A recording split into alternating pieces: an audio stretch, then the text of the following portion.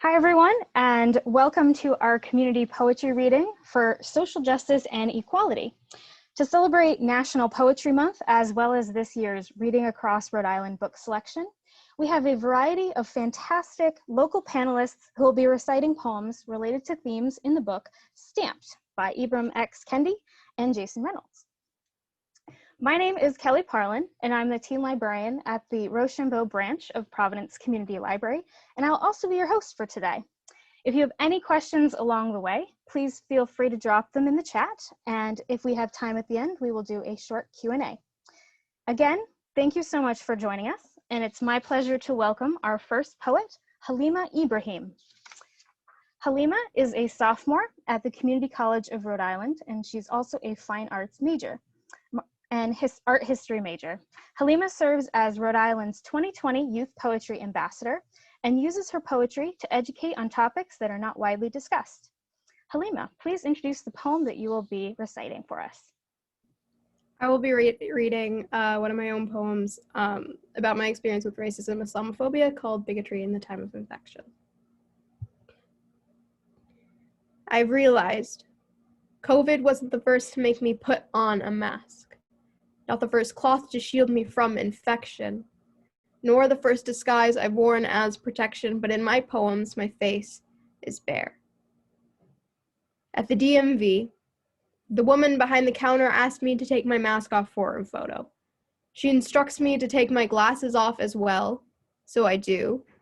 But then she tells me, you need to take your headband off, too.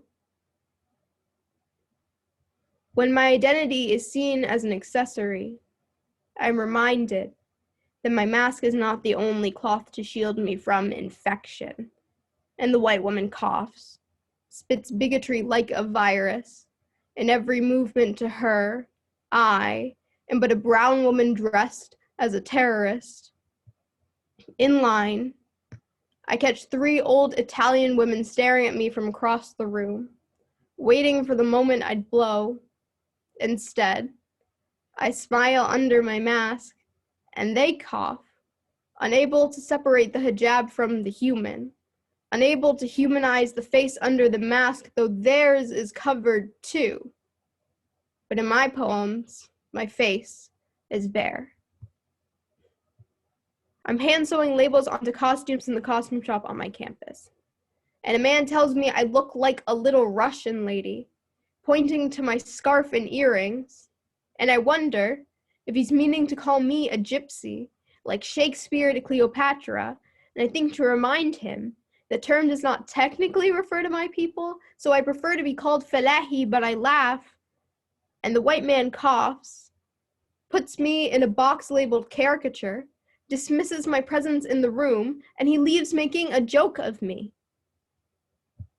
When my culture is seen as a costume, I'm reminded that my ancestry is nothing more than another American tourist attraction, that my history can be bought and worn as plastic from Spirit Halloween or CVS, and you proclaim yourselves pharaohs, as if you were made of gold, and I stand in front of a statue of a goddess with a Nile face like mine.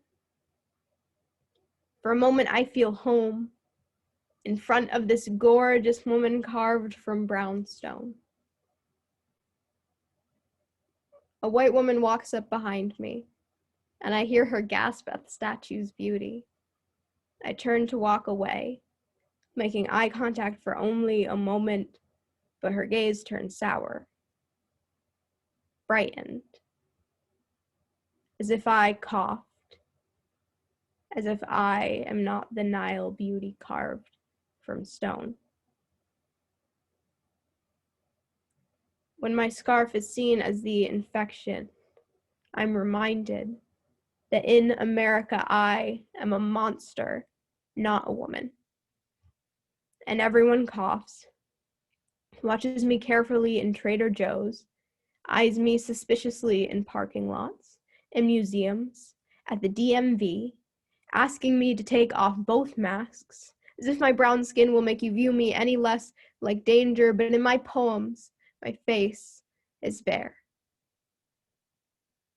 I miss class Wednesday morning, and I wake up with 2 cops standing inside my bedroom door. My scarf is too far out of reach. Something tells me it won't protect me now, so I don't move. I don't breathe. And the white man coughs. Thank you. Thank you so much, Halima. All right, and we will move on to our next poet, Tyler Cordeiro. Tyler is an authentically unique 18-year-old poet, Rhode Island native, language connoisseur, gourmand of all things French, and lover of his cat Artemis. As a transgender, late-diagnosed autistic person, he knows firsthand what it's like to feel like an outcast, and has used his poetry to start what he calls a revolution of weirdos wired together with words. A former deputy youth poetry ambassador of Rhode Island, he's also self-published 2 books and currently attends Allegheny College online. Tyler, please introduce the poem you will be reciting today. Okay, so the poem I'll be reading today is called The Language of Our Stories, subtitled On the Theme of Social Justice and Equality in Poetry. Okay. 1. It is so simple to believe that your words mean nothing. Just like that. Like a body its shadow in falling to the ground. In the days before poetry was found, I was my developmental delay. No stand, forced mute to it, cocooned in the swallow of the swollen pill coat tongue of my reproach. No words up my throat, just the screams of incompetent syllables that they barely approach, believing they cannot change the world. There is so much injustice here. There is a voice break, body antiquated and its motionless heavy upon the crack stage. I chose the silence each time, and I don't know if it was by force or by right. 2. Construction interrupts. Sounds file towards the boom, no become, ears stuffed with tissue, no plug. Among the construction sound, the sight, bang bright of the senseless beat of sounds compete for the quality of reverberation. 3. On the hospital bed, shadowed by the moon, the sick kid sits, watching how the scattered flecks dance manic without the light to stay and light the room. Powerless, like all the useless words from a stutter mouth, all the futile demands for change. He felt it all that night. The slow leg America break like joint ache. There is only false progress, marking growth charts in a range of perpetually behind the game and never catching up, of always faltering cries from procession lights reaching arms to the sky, too divided to light. No unity, just the flickering appearance of it. How many more have to die in vain for this? And for him, the kid so shadowed by his own shame, for how much longer will he douse this flame? 4. Maybe the only way to take back power is to believe that it resides in you. In the plastic mirror that night, he sees himself, visage a visage, with God. With every soul lost to this fight, he smiles at how their shattered eyes meet to form a mosaic of the world complete. They tell him he is brave, he is beautiful, worthy of the blood that he bleeds. They bring him to his knees, render his syllables symphonies, move his legs with grace towards the justice imminent, say it's never too late to change, say it's never too late to be saved. He holds their hands, their rushing blood, feels the rushing blood through their veins. It propels him. He takes to the pen, he writes odes to them, and he has never gone back since then.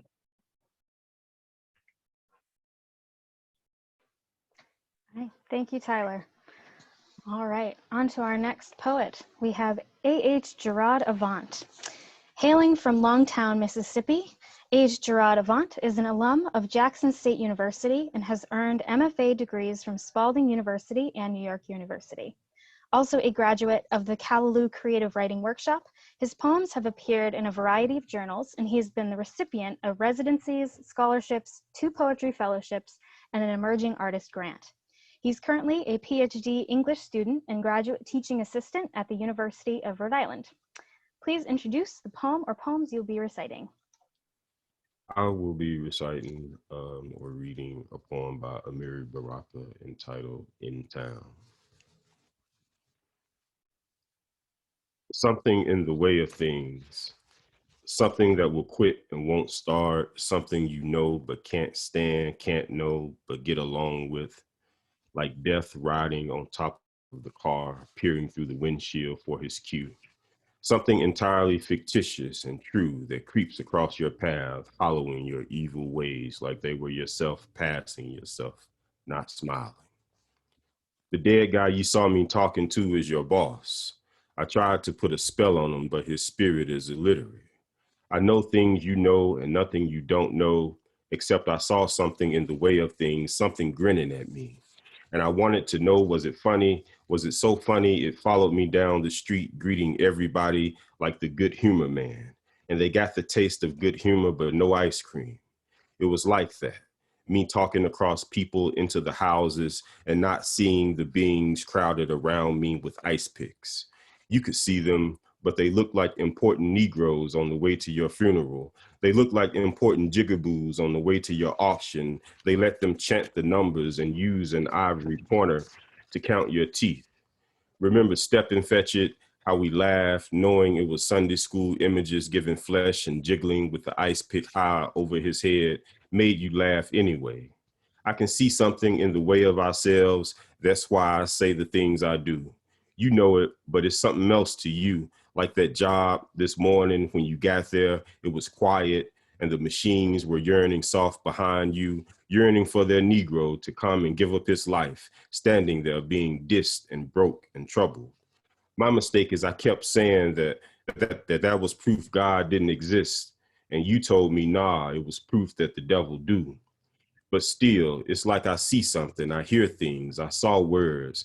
And the white boys' lying rags said you was gonna die poor and frustrated. That them dreams walk with you cross town is gonna die from overwork. That the garbage on the street is telling you you ain't nothing and you almost believe it. Broke and mistaken all the time. You know some of the words, but they ain't the right ones. Your cable back on, but ain't nothing on it you can see. But I see something in the way of things, something make us stumble, something get us drunk from noise and addicted to sadness.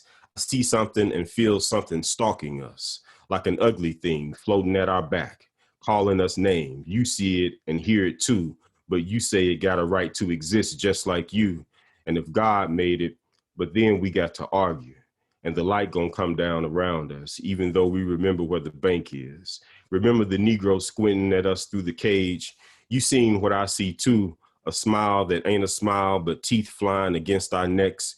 You see something too, but can't call its name. Ain't it too bad, y'all said?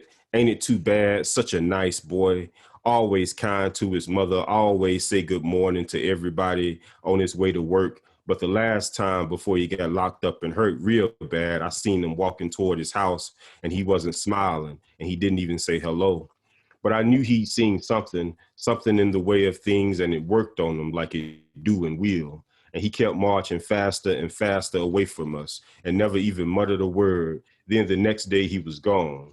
You know what? You know what I'm talking about. Saying I seen something in the way of things, and how the boy's face looked that day, just before they took him away. There is in that face, and remember now, remember all them other faces and all the many places you seen him or the sister with his child wandering up the street. Remember what you seen in your own mirror and didn't for a second recognize the face, your own face, straining to get out from behind the glass. Open your mouth like you was gonna say something. Close your eyes and remember what you saw and what it made you feel like. Now, don't you see something else? Something cold and ugly, not invisible, but blended with the shadow crisscrossing, the old man squatting by the drugstore at the corner with his head resting uneasily on his folded arms, and the boy that smiled, and the girl he went with, and in my eyes too, a waving craziness splitting them into the jet stream of a blackbird, his self on fire, or the solemn notness of where we go to know we gonna be happy. I seen something, and you seen it too. You just can't call his name. Thank you so much. All right. And our next poet is April Brown. April is an educator, ordained minister, poet, singer, and actor living in Providence. She is the co-director of the Langston Hughes Community Poetry Reading, has worked with Rhode Island Black storytellers, and recently served as the local program director for Turnaround Arts Providence, as well as numerous other arts organizations in the city. April holds a BA from the American University in Washington, D.C., and a Master of Education from the University of Rhode Island. April, what poem will you be reciting today? I will be reading two poems from Langston Hughes. The first will be Crossing.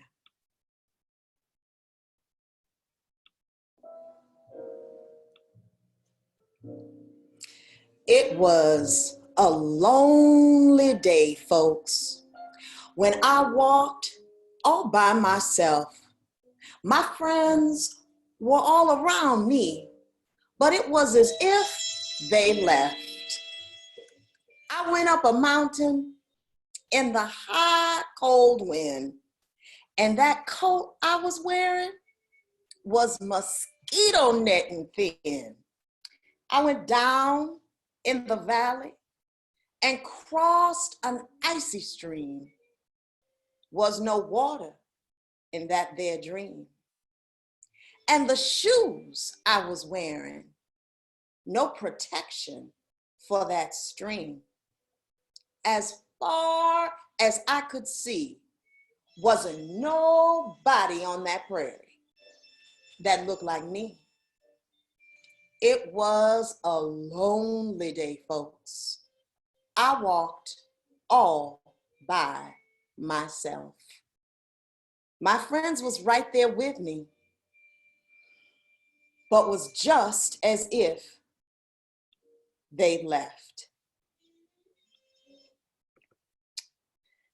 And the next poem I'm going to read is So Tired Blues.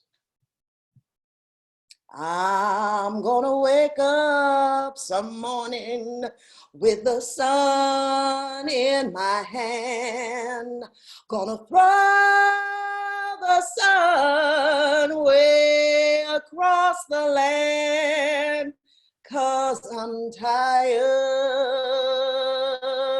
Oh, I'm tired as I can be. Gonna throw the sun in somebody's face, recreate the human race, 'cause I'm tired. Oh, I'm tired as I can be.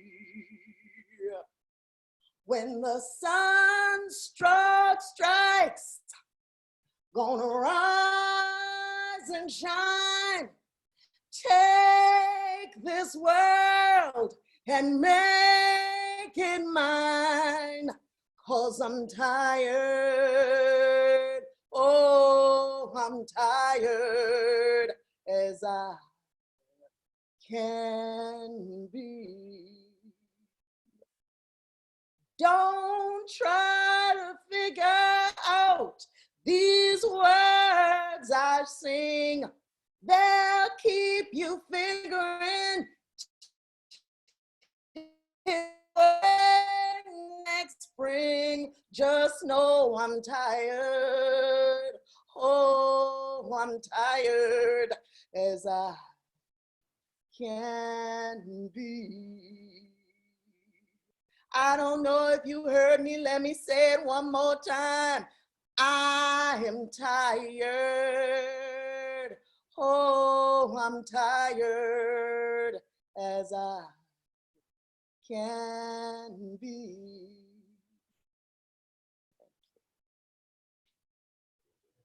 Beautiful. Thank you so much, April. All right, our next poet is Tina Kane.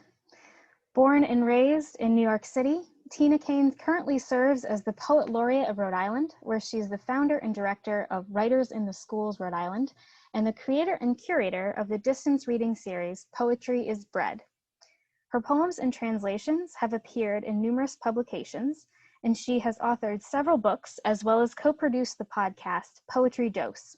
She received the Fellowship Merit Award in Poetry from the Rhode Island State Council on the Arts, and is a 2020 Poet Laureate Fellow with the Academy of American Poets.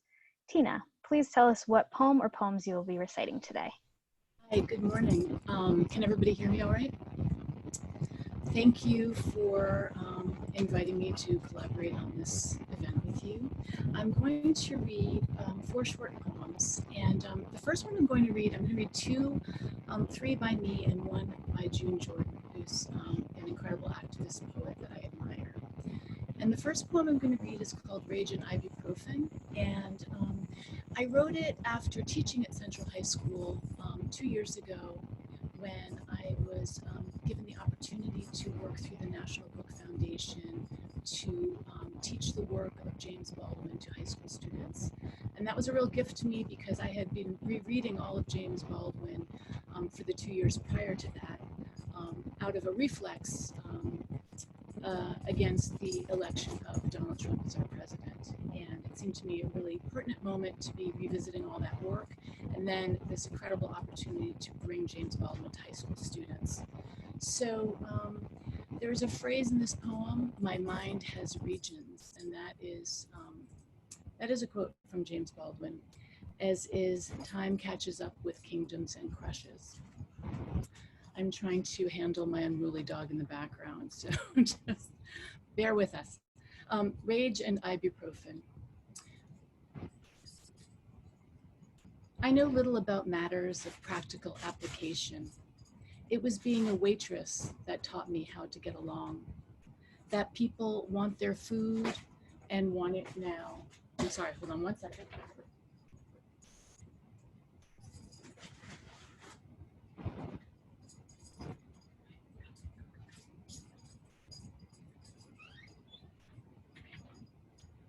I'm sorry, real life is intruding on, on poetry. All right, I'm gonna start over. Rage and Ibuprofen. It's good for the kids to see life happening. Oh, hold on one sec.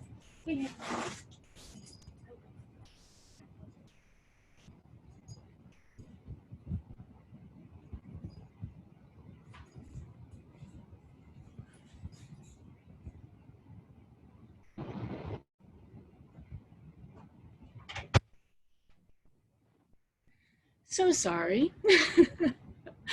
All right, let me start again. Rage and Ibuprofen. And another thing I just want to mention is that we were reading James Baldwin, and I had the students write letters to James Baldwin because The Fire Next Time, one of his most famous books, contains a letter to his nephew. So, Rage and Ibuprofen. I know little about matters of practical application. It was being a waitress that taught me how to get along. That people want their food and want it now. Like everyone, my mind has regions. One for meat, one for bread, one for caravans and tender age, one for rage and ibuprofen.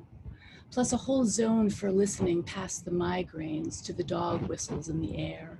Faint toll of cowards ringing across time. History has to start somewhere, so why not here, I ask my class to write a letter to Mr. Baldwin, because time catches up with kingdoms and crushes, also because I miss him. One girl writes, "Dear James, the most courageous thing a person can be is a Black woman."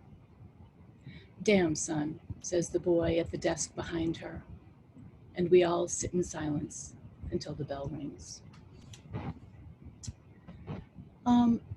There's a poet named June Jordan, who is an incredible activist and poet, and she has a very famous poem called Know Your Rights, and I encourage anyone listening to look up this poem. You can just Google it and read it. And this poem I wrote for June Jordan is also called Know Your Rights. It alludes to her poem, but it also uses some lyrics from a song called Know Your Rights by The Clash. Know Your Rights for June Jordan.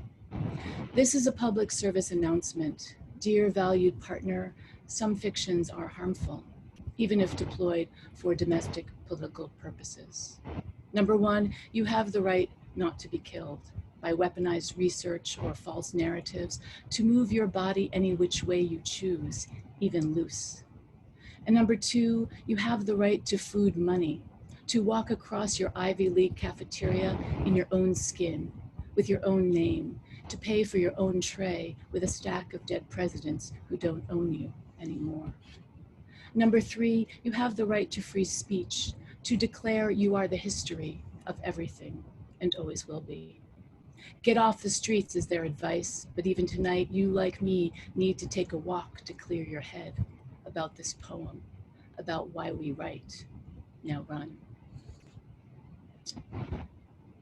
Here's a poem by June Jordan, and I chose, it's called July 4th, 1974, which everyone knows is Independence Day for the United States. And she's writing it from Washington, D.C. And I chose this poem because it's a political poem making a statement, but it's also a poem about her son, which for a Black mother, especially in 1974, but even today, is also a precarious political position to hold. July 1974, Washington, D.C. At least it helps me to think about my son, a Leo born to us, Aries and Cancer, some 16 years ago, in St. John's Hospital, next to the Long Island Railroad tracks, Atlantic Avenue, Brooklyn, New York, at dawn. Which facts do not really prepare you, do they, for him? Angry, serious, and running through the darkness with his own becoming light. And then I thought I'd finish with a poem of mine about my son. I have 3 children, and this one is about my youngest son. And just to preface,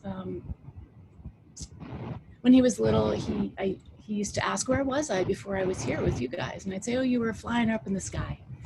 And so that's one allusion. And then there's another phrase that I borrow from a Danez Smith poem, which is a beautiful poem you should also look up, called Suddenly Summer. And it's go out for sweets and come back. And it's a reference to Trayvon Martin, who you may remember was murdered on his way home while he was eating Skittles. Youngest son. We used to laugh and say he was naked and flying around with the stars before he came down to be with us. These days, he says, when I was dead, because naked means sexy, and he's not a baby, knows what sex is, would rather be dead. But I don't want the word dead around my kids or around any mother's son. So I say, honey, you were never dead. And he says, then I fell like a raindrop into your mouth. And I say, yes. How the other morning I said yes when he called fog a cloud on the ground. How he was formed, is forming from rain in my mouth. Just as one day I believe he will go out for sweets and come back. Just like that. For some boys like him, it may be that easy to not be a cloud called back to its rain place. For salt tears not to fill the space left in his wake. Thank you. Thank you, Tina. And for our last poet today, we have Sheldon Whitehouse. He is not currently here with us, but we do have a video that he recorded, and so we will be playing that recording. So Sheldon is a graduate of Yale University and the University of Virginia School of Law. Sheldon served as Rhode Island's U.S. Attorney and State Attorney General before being elected to the U.S. Senate, where he has been a U.S. Senator for Rhode Island since 2007. He has authored 2 books and currently lives with his wife, Sandra, in Newport. So here is Sheldon's presentation.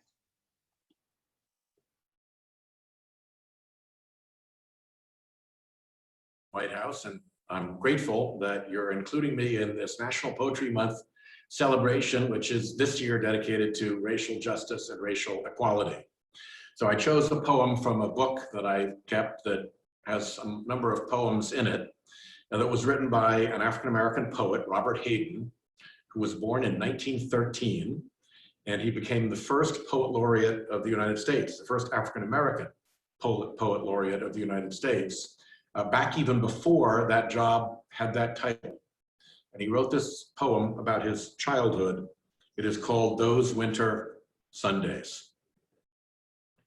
Sundays too, my father got up early and put his clothes on in the blue-black cold.